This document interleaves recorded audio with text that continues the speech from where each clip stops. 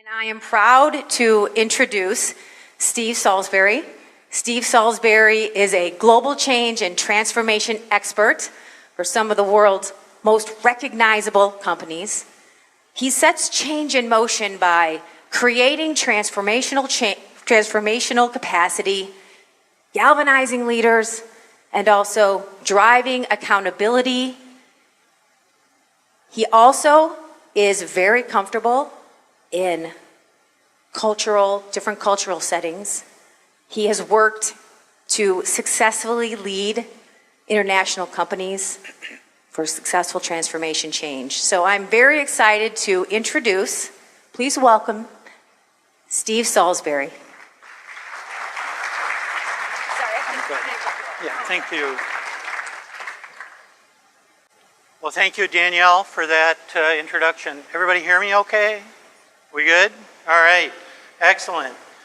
One thing I would add is, as I was thinking about my experience over the last few decades, much of it has been in and around IT, not always with technology change, quite a bit with some organizational change as well. So I have a pretty good feeling for what many of you do and some of the challenges that you're up against. Also, my stepson is a student at Loyola. So it's really amazing to me how Sister Jean is like the most famous person these days. Nobody knows who the coach is. Nobody knows any of the players, but everybody knows Sister Jean. All right. So let's see. Let's make sure the technology works. Are we good? All right.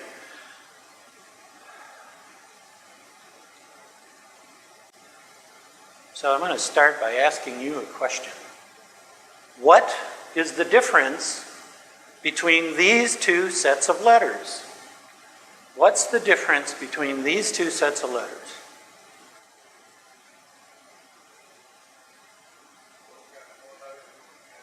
One's got 4 and one's got 3. Great observation, thank you. What else? Okay, great. Yeah, let's see if we can dig a little deeper, guys and gals. Okay, that's a good answer.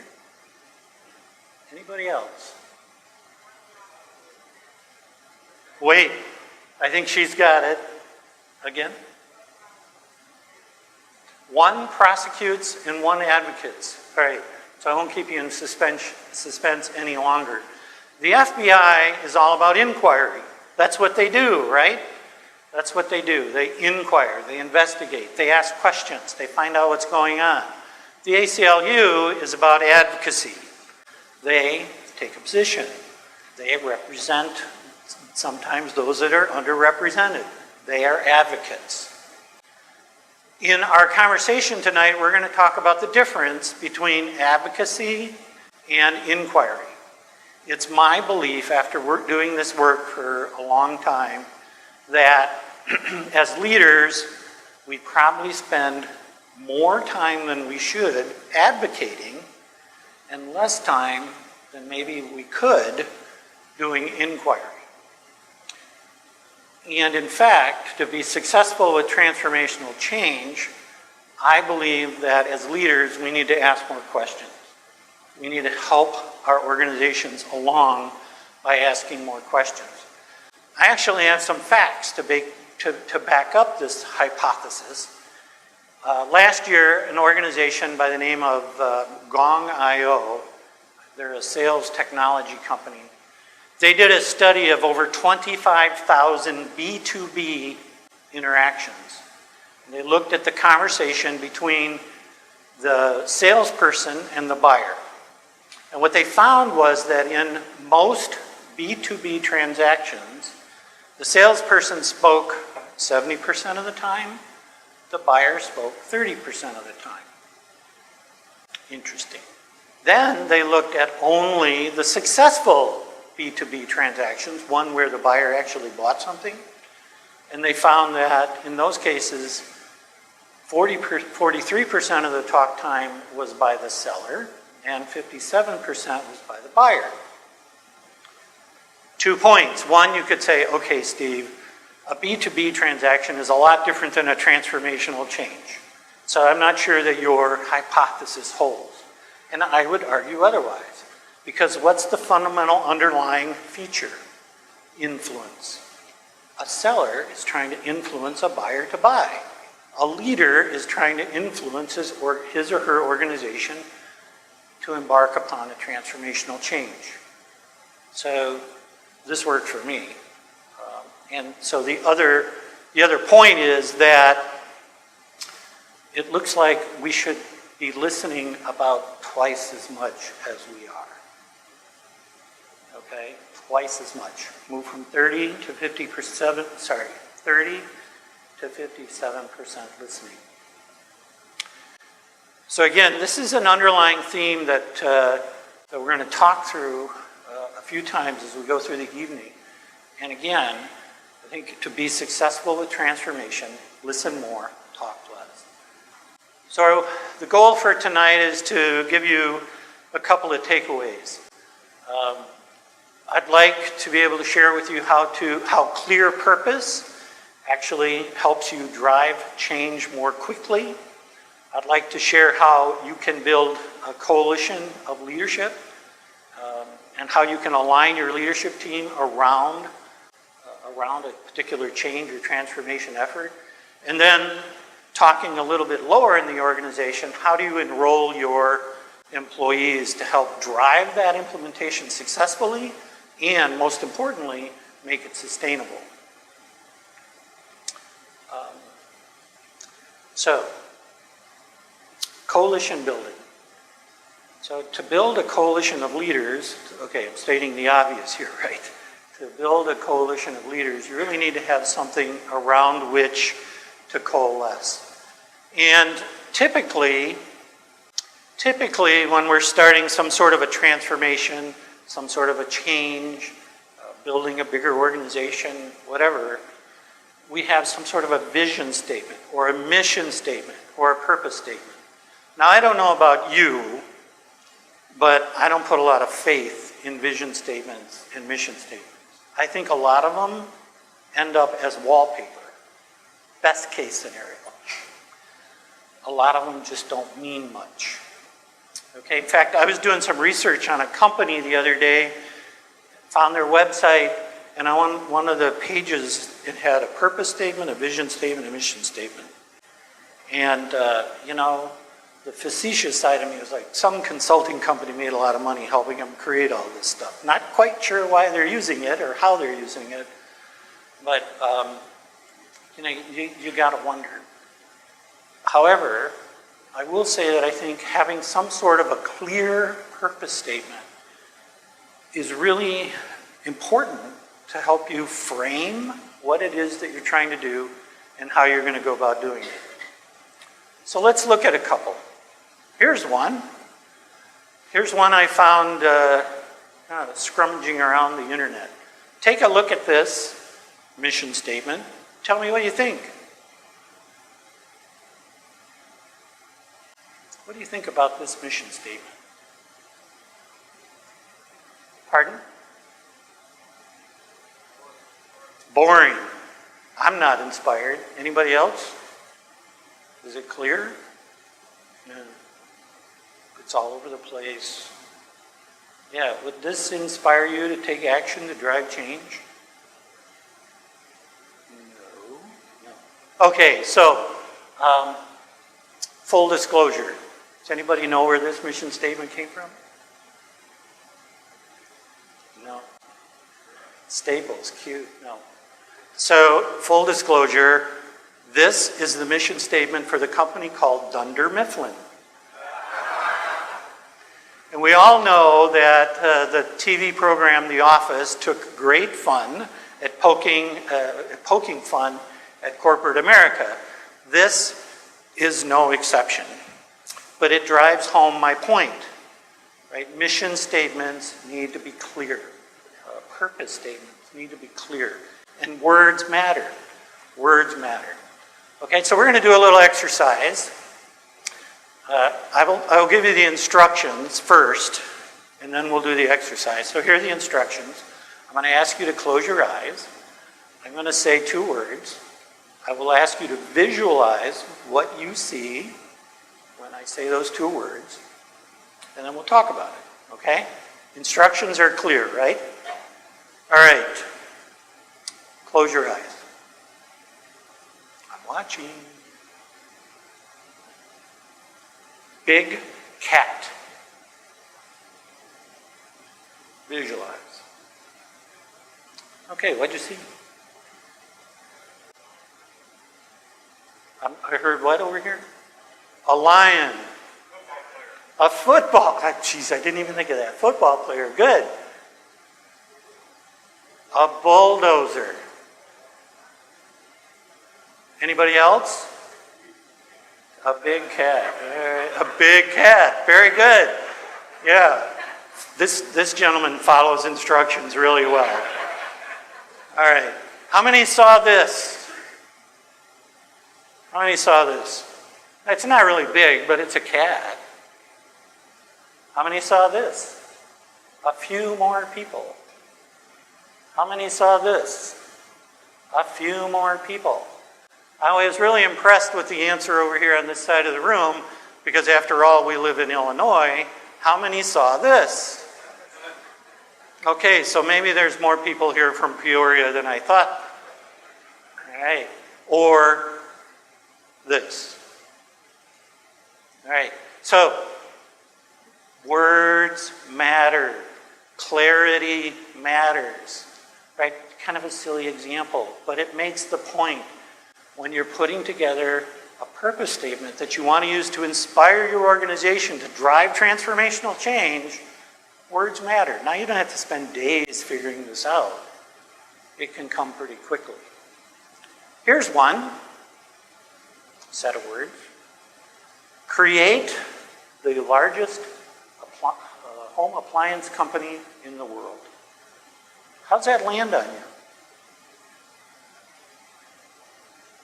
Not doing anything for Wayne. Better than Dunder Mifflin. Any other thoughts? Is this a little more inspiring? Yeah, okay. It's very clear. Thank you. It's very clear. Is there any doubt what this company wanted to do? None. Anybody know who this is? Whirlpool. GE. What's that? Okay, you didn't read my bio. I spent 30 years of my corporate life working for Whirlpool Corporation. This was an actual purpose statement that we used inside the company. We didn't use this publicly. We used this inside the company when we bought Maytag about 10 years ago and integrated Maytag into our operations. It's very clear, and I thought, I was part of this, I wasn't part of building the statement, but I was a part of this merger and acquisition and integration. I thought this was very inspiring. Who doesn't want to be part of building the world's largest something? Right? Very inspiring. And by the way, very successful and very quickly successful. And if we have time, we'll talk more about that as we get into it. Here's another one. Every engagement counts. Now this one needs a little more context, but how does this land on you? A lot of questions, I'm going to guess, right? Pardon? Consulting. Oh, that's good. I'm sorry? I didn't catch that, I'm sorry. Oh yeah. Good, yeah, I didn't even think about that. Okay, so I'm going to go into this one in a little bit more detail in a little bit, but this was all about an organization that had interactions with customers, and they wanted to make sure that the folks on the front line, the individual contributors, understood that every interaction with the customer was vitally important to the mission of the organization. Okay, we'll talk more about this. But before we do, I want to change subjects for just a minute. Who has read recently about GE's fantastic performance. That was sarcasm. So it was about 3-4 weeks ago, there was an article in the Wall Street Journal about General Electric and their success theater. And the bottom line is that for a long time, General Electric, very successful company, number one in many different regards. But in the last few years, things have been a little rocky. And Mr. Immelt was not a fan of bad news. And so his organization only brought him good news, even when things were going south. Even Wall Street gave up on him, okay? And he still maintained that everything was rosy until the bottom fell out about 3-4 weeks ago. And we all discovered that there was a whole lot of lipstick going on a whole lot of pigs, right? So I read this article in the journal, Wall Street Journal, 2 or 3 times to really try to get to the bottom of what was going on. And what I found interesting is that if you read between the lines, it came down to a cultural issue where they didn't trust one another enough to engage in healthy conflict. Nobody had the courage to say, hey, wait a minute, something's not right. We got too much lipstick going on pigs here. And that cost them a lot of credibility. They swapped out half their board. They're in the process of swapping out a lot of the leadership team because they had this culture where they would only accept good news. They did not have a culture of trust where they could trust each other enough to engage in healthy conflict to really address the issue. For me, as a transformation expert and as somebody who deals with culture all the time, I found it extremely interesting that in this article of more than 2,500 words, these 3 words were never mentioned. But in my opinion, that is the bottom line and the underlying cause of this problem for that organization. Okay, let me tell you a story. We'll try to make this quick. This is about one of my clients, a very large pharmaceutical company who decided to create a U.S. medical affairs function within their organization.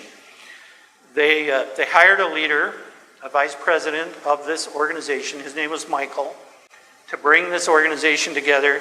He actually hired me to help him bring this together. There were 2 issues going into this. First, the field folks, the people on the very far right hand of this slide, the field folks, which made up about half of this new organization, had been very poorly led until Michael came along. They were disenfranchised, they were unhappy, they were less than productive, their engagement scores were in the toilet, and their attrition rate was through the roof. Not a good sign. The other issue we had is the people on the right side, the therapeutic area leaders, the scientists behind the science, oncology, dermatology, they were adamant. They were adamant that this field team should report to them because after all, they knew what needed to be done. But Michael held true to his purpose that wanted to make sure that he was able to rebuild the faith and the confidence of this field team. And so that's what we did. We started by having some, back up a step. There's a lot of conflict as a result of this, the scientific leader saying, we need to be in charge. There was a lot of conflict because of that. And so he asked me to help him with that. In fact, the first couple of staff meetings, even before we got started, I sat into. I was amazed at the amount of bloviating these senior leaders did to make their case, to advocate for their position that they should lead this team. So we did some exercises to build some trust and to build a little bit more healthy conflict within the organization. And fast forward, we had success. And within a couple of months, well, actually even within a couple of weeks, other organizations around them said, geez, you guys are working a lot more effectively, even already. Very impressive. And then within a couple of months, we had a team meeting, got together, and we came up with this purpose statement: every engagement counts. Every engagement counts, because we wanted that field team who was disenfranchised, we wanted that field team to realize that every interaction they had with pharmacists and physicians was absolutely critical to the mission of that organization. Absolutely. And that purpose statement, every engagement counts, was focused on them and to help them be successful. So, we started off in a situation where there was a lot of advocacy. We turned that into having more inquiry. People actually started talking to each other, instead of talking with each other, instead of bloviating or advocating their purpose. That built a stronger culture. We were able to come up with a very clear purpose. We had leadership alignment, and the results, I think, speak for themselves. Within a year, attrition dropped from 16% to 7%. 7% is considered industry average for this group.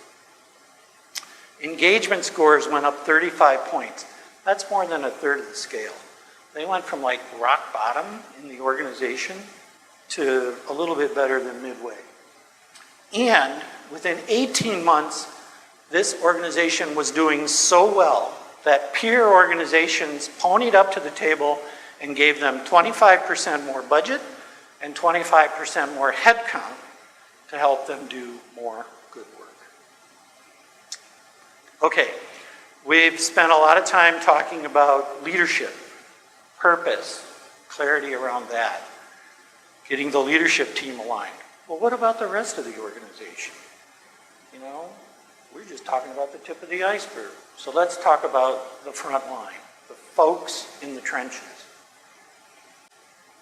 When you see this word, what do you think? French? Le résistance? Nice. You guys are funny. Conflict. Yeah, conflict. What else? Change. Okay, of course. Yep. Electron. Oh, jeez. We've got a scientist in the room. What else? You like this? Who likes resistance? One person. See me later. 2 people. Why do you like resistance?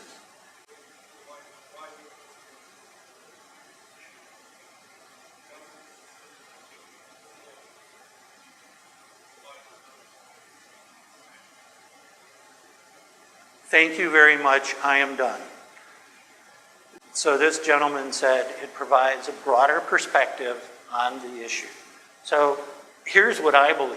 Not only is resistance good, it's necessary. I actually have, since I've been doing this for so long, when I go into a new client, I ask for the legitimizers. So who are the legitimizers? I like the word legitimizers a lot more than resistors. It's a little more positive. Because legitimizers are important. Why are they important? Because they point out the obstacles that maybe you didn't see. They surface risks that maybe you didn't know about. They help you navigate landmines that you may not know were there, or the severity of them. Resistors, legitimizers, are very important to the success of your transformational change. Let me go through another quick story. This was one of my first consulting clients when I left corporate America. It was a very large community college on the West Coast. Who works for colleges or universities? Okay, a few people. So this organization was implementing a new student administration system. New student administration system. How deep, how broad is the impact of a student administration system in a college or university? Pretty huge. It's basically an ERP system for a college or university. Exactly, and this was no exception. 30,000 students, 2,200 faculty members, and just about every administrative person, save a couple of back office folks. It was a huge implementation, and the organization had very limited history of success with transformational change. They knew this was big. They asked me to come in and help them with this. One of the first things I said was, we got to get the faculty on board. The sponsor, his name was Howard, he said, Steve, good luck. They're highly unionized, they're old, which means nothing against old people, I am one, but it means they're slower to pick up new technology. They know everything, and they hate the administration. Okay, I'm up for a challenge. So Howard and I, the sponsor, we put together this beautiful presentation, and we went to the faculty union board meeting, got on their calendar, beautiful presentation that outlined all the benefits of the system and how great it was going to be, what it was going to. This gentleman who works for a college is smiling because he knows the end of the story. Beautiful presentation that talked about the benefits and how it was going to be good for the students. And we went into this board meeting, started the presentation, and what happened? What happened?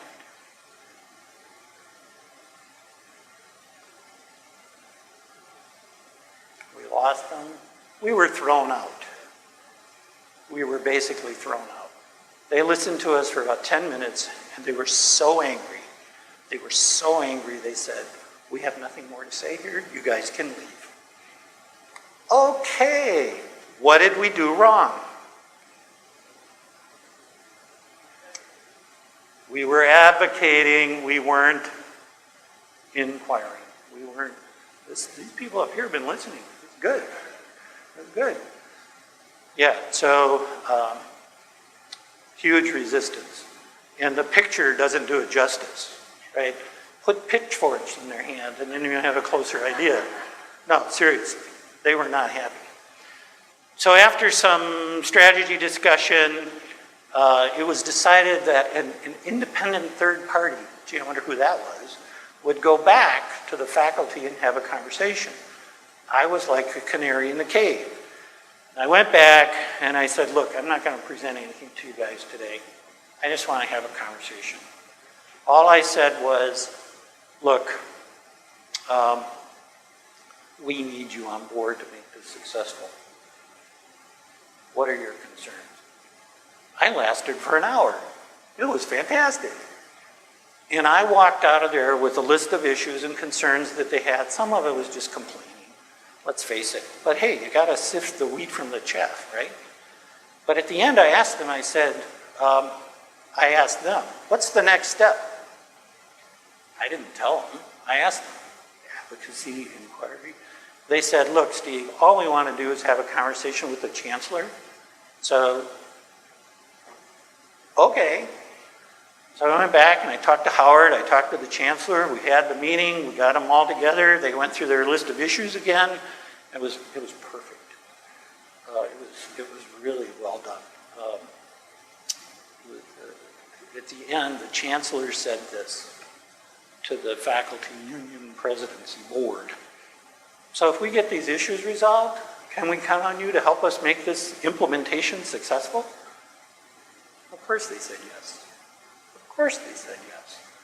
So we followed through on their requests. We followed through on some of the issues and risks that they raised, which, by the way, one of them was, we don't think we have adequate desktop support, either technology or the people to support the technology. So And we missed that in the project plan. How could we miss that? We got it in there. So we followed through on their concerns, and then we enrolled them in the change. And basically, we established, I call them business readiness teams. I'm happy to talk about that in more detail if you're interested. But we took about 20 of those 2,200 faculty members, and we got them involved in figuring out how to implement this system. And they looked at things like process improvements that needed to happen. Some of them followed through on some of these technology issues. Some of them were involved in training. But they were engaged, and they helped to drive success. And in fact, I would say to you that of all the modules that we implemented, the faculty implementation was the smoothest and most successful, because we turned that resistance, those legitimizers, into becoming part of the solution, not part of the problem. And we engaged them, and we had them lead the implementation. It made it very, very successful for us. I could share other stories about how we engaged employees, but that's really the essence of it. It's about having folks on the front line figuring out how to creatively involve them in the implementation of whatever the change is. Now, this particular one was a technology change, a process change, a business change, but it could be culture change. It could be organizational change, and I have plenty of stories of how those worked, and worked well. So those ingredients, clear purpose, aligning your leaders, coalescing around that purpose statement with clarity, and engaging the front line, those are the keys to success. Those are the keys to success. Not only will it work, it'll work faster, and it'll be far more sustainable. With that, I'm going to pause for a few minutes for some questions, and then I have a couple of comments at the end to wrap up. Questions? What do you think? Yes, ma'am. Danielle.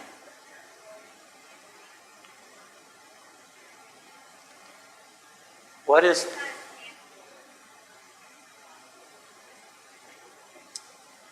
Yes. So Danielle's question was, what's your approach when you're dealing with cultural change, cultural transformations? I've found that the formula that I use, quote unquote the formula, is pretty much the same. It doesn't really matter. And in fact, I just did a culture project for a not-for-profit in the city. And in fact, we're still doing it. And basically, it's getting the leadership team together and talking about what do you want it to be like. We start out with what do you want it to be like in 5 years, kind of get everybody on the same wavelength. What do you want it to be like in 5 years? And then we back it into what are the results? What are the outcomes? It gets back to that clear purpose, right? What are the outcomes you expect to see in 6 months or a year? How do you want people to interact different or better or more or less? And we actually have that conversation. So that's kind of the beginning of that process. Did that answer your question? Okay, great, thank you. Other question? Wayne.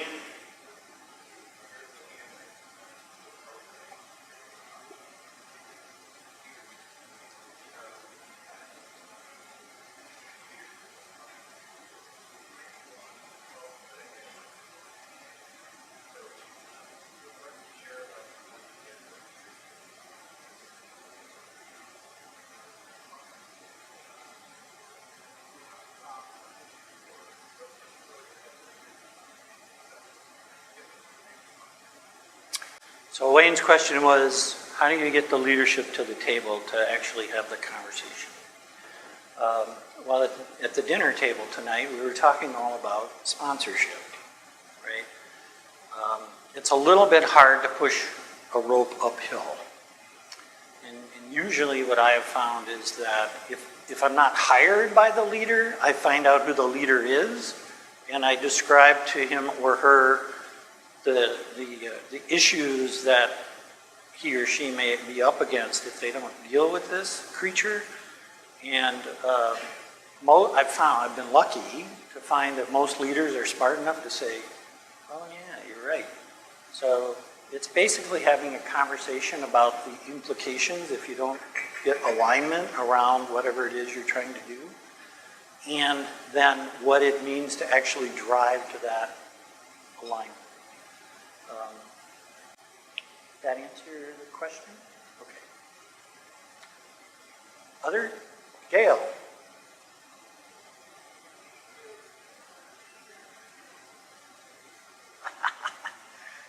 Is that a loaded question? Yeah. What do you do if the leaders don't want to change? Update my resume? That is a great question. And it's really a challenge, right? If I am unable to persuade them through my power of influence and using inquiry instead of advocacy, it may not be so successful. I think Gail seeded that question on purpose because we have some history together. You do the best as you can, right? You try, so if you can't get the senior leader engaged, maybe you have to work through one of his or her direct reports, somebody else that has influence in the organization to try to help to get that person on board. I actually did have that situation happen in another client than what you're talking about. And that's exactly what I did was worked through another member of the leadership team to get the team kind of organized and moving forward. So did that help? It's tough. It's tough. It's really tough. Maybe one or two more questions. Yes, sir.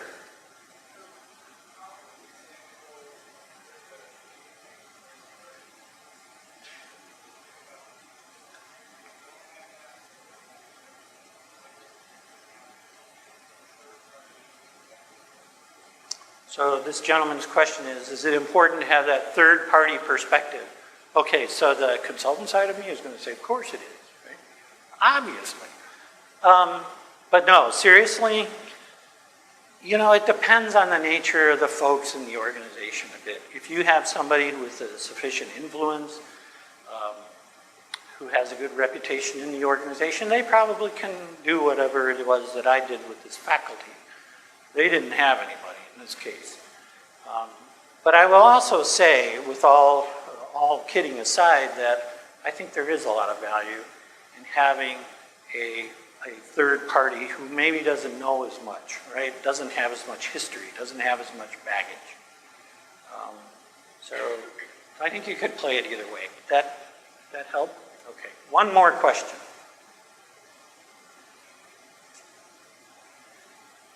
No more? Did I scare you off? No more questions. Okay, so I want to leave you with two of Steve's thoughts. These are sort of current state thoughts, and I think they both apply to the information technology industry, if you will. The first is my perception, or my perspective, I guess is a better word, of how change is changing. How is change changing? In fact, I was talking to somebody during cocktails about this very subject. How is change changing? So back in the 90s and even into the 2000s, we did these humongous Big Bang change events, right? Who else lived through those? Everybody, right? The ERP system is going live on October 31st. Fasten your seatbelts, right? and it induces all this chaos, and nobody knows what's going on for days afterwards, and things are spinning, and it's crazy. And sometimes it's successful. Sometimes it's not. So that was, and we're still doing this, but not like we were. So then we moved, or are moving to this stage of more agile change. And this should be a lowercase a. I'm not talking about the methodology here. I'm talking about organizational agility to change more quickly in smaller batches, right? So this is more modular. We're gonna, and this is kind of what we did at the college. We implemented the administration and then the faculty and then the students. We did it a little at a time. It wasn't a big bang. That's kind of what we're talking about here. When in Agile actually kind of makes sense when you're doing organizational structural change, right? You're not going to change the whole organization necessarily at once. You might change the leadership team and then various functions. Do a little at a time, small batch. And then we move to this environment where it's really constant change. And this whole idea of digital transformation kind of leads us to this. Stuff's changing all the time. There's a new app on the street every day. How's that going to impact our work? What's going to be different? So it's more incremental. Has a lot to do with process, incremental improvements around process improvements, and culture, right? You don't change culture with a big bang. You do it a little bit at a time, And that's what we're seeing. That's what I'm seeing a lot out there. I'm finding that more of my clients are talking with me about cultural change than they are necessarily other types of change. So, this is how I see change changing. What's the implication to you as IT leaders? Well, I think one thing is you've got something good for you, going for you, and that is that there's more and more millennials entering the workforce, and they're used to working this way, right? It's like, what new app are you working with today, Johnny? What new game do you have? What new whatever? So they tend to be more adaptable to this ongoing fast-paced change. The other implication is that as leaders, you need to encourage this, right? And sometimes that's hard because at the end of the day, you got to get stuff done. You got to execute the business. But when somebody comes to you with an idea, listen, encourage ideas. Do they all make sense? No. But I think this is an implication of this, how change is changing on you as leaders. Here's the other thing I'd like to leave you with. This was very timely. I saw this in the journal 2 weeks ago. I thought to myself, gosh, I got this talk coming up in 2 weeks. This is perfect. I was so excited to read this insert in the journal. Who saw this? Handful of folks. So it was loaded with a lot of technology stuff and like cybersecurity and stuff like that, which is important, but I'm not a technology guy. I'm an organization guy. But this is a first page article. It really caught my eye. Why CIOs may take on greater leadership roles. Who read this article? 1 or 2 people, 3, 4, 5. I was actually a little disappointed in this article. And here's why. So Vinod, I hope I'm pronouncing his name right, he talked about how CIOs are the leaders of productivity improvements and driving cost efficiencies in the organization. Okay, I agree, that's important, and that's a way you can add value. But I don't think that's what's going to keep you at the leadership table. Right? And not at all. What's going to keep you at the leadership table kind of relates to my last point, and that is bringing more innovative solutions to your organization. You guys and gals, you're sitting on a frickin' gold mine, right? You have the keys to the kingdom. This is the future. So, what are those apps? What are those new capabilities that can innovatively set your organization apart. And here's an example. I'm looking for a doctor right now. Do you know how freaking difficult it is to find a doctor? There's 17,000 doctors in the state of Illinois. I bet more than half of them are in the greater Chicago area. I've been working on this for a month, and I still have yet to make an appointment. There should be an app for this. Who's in healthcare? Fix this, right? You get all the royalties. So I found a couple of websites. The AMA has a website. It's pathetic. And I found another website, I forget the name of it, and I typed in sleep apnea. That's one of the things I deal with. And I got this list of dentists. Now, there is some correlation, but I'm not looking for a dentist. That's my point. There is a perfect opportunity for you, Wayne, or anybody else in the room, to do something innovative. That is what is going to make that title change to why CIOs will take on greater leadership roles.